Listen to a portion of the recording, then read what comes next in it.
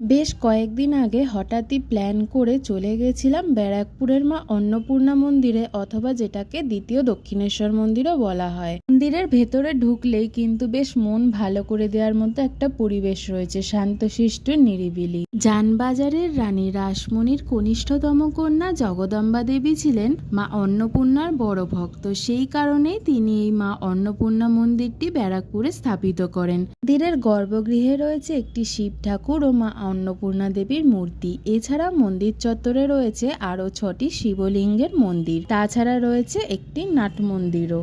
আবার এই মন্দিরের সাথেই আছে রানী রাসমণি গঙ্গার ঘাট, যেটি এই মন্দিরের সাথেই তৈরি করা হয়েছিল। আপনারা যারা এই মন্দিরটি ঘুরে দেখতে চান, এই মন্দির সম্পর্কে বিস্তারিত একটি ভিডিও আমার চ্যানেলে অলরেডি আপলোড করা আছে। ভিডিওটি দেখে আমাকে জানাবেন আপনাদের কেমন লাগলো, আর অবশ্যই একদিন সময় করে ঘুরে আসবেন এই মন্দিরটিতে।